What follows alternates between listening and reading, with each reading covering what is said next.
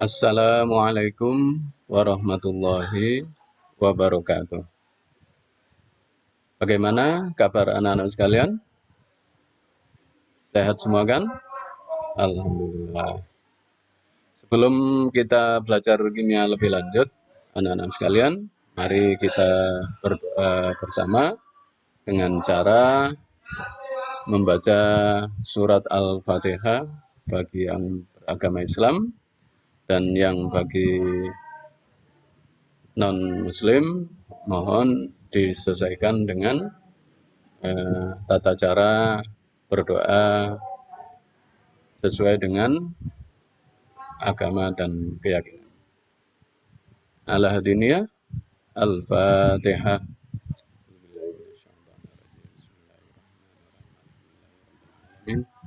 Ar-Rahmanir-Rahim Maliki yaumiddin Iyyaka na'budu wa iyyaka nasta'in ihdinas shiratal mustaqim Shiratal ladzina an'amta 'alaihim ghairil maghdubi 'alaihim waladdallin. Baik, anak-anak sekalian, pada pembelajaran pagi ini kita akan belajar tentang reaksi elektrolisis yang terjadi dalam kehidupan sehari-hari dan bagaimana persamaan reaksi kimianya. Mari anak-anak sekalian kita simak bersama. Baik, anak-anak sekalian, dengan membaca Bismillahirrahmanirrahim, mudah-mudahan apa yang kita pelajari materi kimia elektrolisis pada pagi hari ini bisa memberikan manfaat kepada kita semua. Anak-anak sekalian, masih ingat tentang perbedaan antara sel elektrokimia dengan sel elektrolisis? Coba perhatikan anak-anak sekalian. Yang sudah kita pelajari kemarin yaitu tentang sel elektrokimia. Itu gambar yang berada di sebelah kiri. Sedangkan gambar yang di sebelah kanan itu adalah sel elektrolisis. Apa perbedaannya? Kalau pada sel elektrokimia, reaksi kimia yang terjadi di katoda dan reaksi kimia yang terjadi di anoda itu menimbulkan perbedaan tegangan listrik. Sehingga dengan kata lain, energi kimia diubah menjadi energi listrik. Sedangkan yang akan kita pelajari pada kesempatan pagi ini yaitu sel elektrolisis. Kebalikannya dari sel elektrokimia, anak-anak sekalian. Kalau pada sel elektrolisis, energi listrik menyebabkan terjadinya reaksi kimia. Jadi kalau pada sel elektrokimia, reaksi kimia menghasilkan listrik. Untuk sel elektrolisis, listrik menyebabkan terjadinya reaksi kimia. Sehingga perbedaannya yang pertama, seperti yang barusan kita pelajari, kalau pada sel elektrokimia, reaksi kimia menghasilkan energi listrik, sedangkan pada sel elektrolisis, energi listrik menghasilkan reaksi kimia. Pada sel elektrokimia, kutub positifnya adalah katoda. Sedangkan pada sel elektrolisis, kutub katoda berubah menjadi negatif.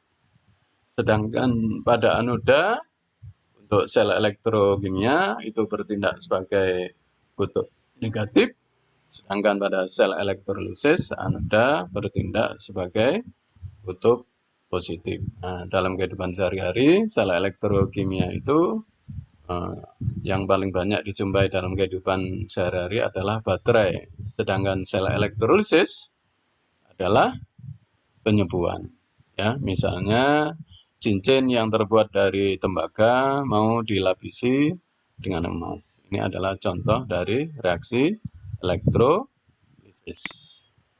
Nah, sehingga kalau secara diagram anak-anak sekalian, ya, listrik itu terjadi aliran elektron, sehingga yang berada di kutub negatif itu berkumpul ion-ion positif, sedangkan pada kutub positif elektroda anoda yang berkumpul atau yang ketarik ke anoda ini adalah ion-ion negatif.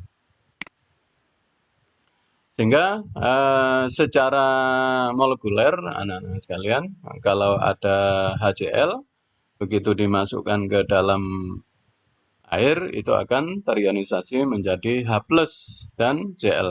Nah, Cl- ini secara otomatis akan tertarik dan berkumpul di kutub positif, sedangkan H+ itu akan tertarik dan berkumpul di kutub negatif.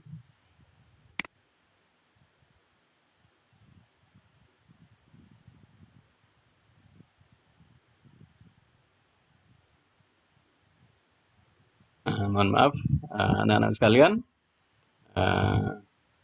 ada gangguan internetnya barusan ya. Nah sekarang kalau kita praktekkan dalam kehidupan sehari-hari, misalnya ada suatu permasalahan seperti ini, yaitu elektrolisis larutan Ki dengan elektroda C. Nah, elektroda ini sangat berpengaruh anak-anak sekalian. Elektroda C termasuk ke dalam kelompok elektroda inert, sukar bereaksi, atau bahkan dikatakan tidak bereaksi. Ya.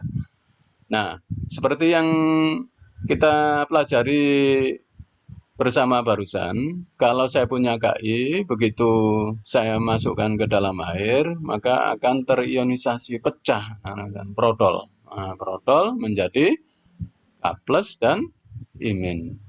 Nah, karena ada pengutupan K+ dan imin, maka secara alamiah K+ itu akan tertarik ke kutub negatif. Nah, dalam ini adalah katoda, sedangkan imin secara otomatis tertarik ke anoda. Dalam hal ini adalah kutub positif. Ya. Nah, sekarang apa yang terjadi pada kutub anoda, anak-anak sekalian? Ya, anoda kita perhatikan, anodanya adalah C. Nah, seperti yang sudah anak-anakku pahami, di anoda itu terjadi reaksi oksidasi. Nah, di sekitar anoda itu terkumpul H2O dan imin anak-anak sekalian. Ya, jadi di sekitar anoda itu ada H2O dan imin. Nah, kalau kita lihat di sini, energi potensial oksidasi H2O itu sebesar min 1,23 volt. Sedangkan E0 oksidasi imin itu sebesar min 0,535 volt. Ya. Nah, dari sini kita bisa memprediksi ternyata imin itu potensial E0 oksidasinya itu lebih besar.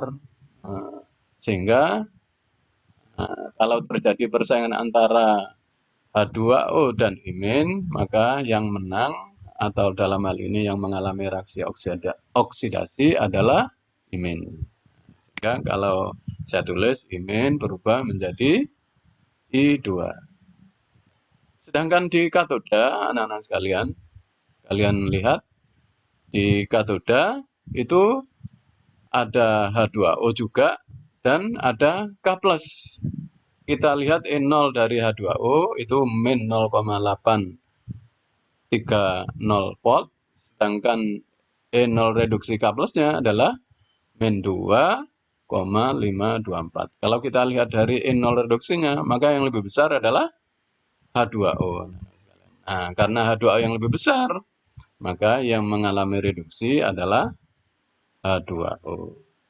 Paham ya anak-anak sekalian? Sehingga kalau saya tulis reaksi di katoda adalah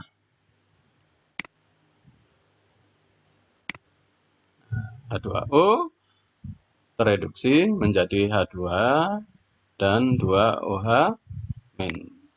Ya. Kalau kita jumlah anak-anak sekalian antara reaksi di anoda dan katoda, nah itu akan seperti ini. 2 plus 2H2O menjadi 2 plus H2 plus 2OH-. Ya, untuk selanjutnya kita setarakan anak-anak sekalian. Karena di jumlah total itu ada 2 imin, sedangkan di atas juga ada 2 imin, itu bisa kita coret. Kemudian ada lagi anak-anak sekalian yang bisa kita coret? Oh, enggak ada. Berarti karena sudah ada, berarti di total anak-anak sekalian. 2KI ini ditambah H2O ditambah 2 menjadi 2K plus ditambah I2 ditambah 2 dan 2OH min. Sedan gimana? Paham? Masih bingung? Coba kalau bingung, coba ambil kertas, anak-anak sekalian, coba silahkan dikerjakan reaksi ini anak-anak sekalian. Reaksi elektrolisis larutan Ki dengan elektroda Al. Coba anak-anak sekalian, reaksi ini di screenshot anak-anak sekalian, kemudian dikerjakan dulu. Setelah pembelajaran ini kalian kerjakan. Kalau ada kesulitan bisa langsung kita komunikasi lewat grup kimia di Telegram. Demikian anak-anak sekalian, mudah-mudahan walaupun sekilas penjelasan dari saya ada manfaat bagi anak-anak sekalian. Terima kasih. Kalau ada kesulitan jangan lupa tanyakan ke saya lewat grup Telegram.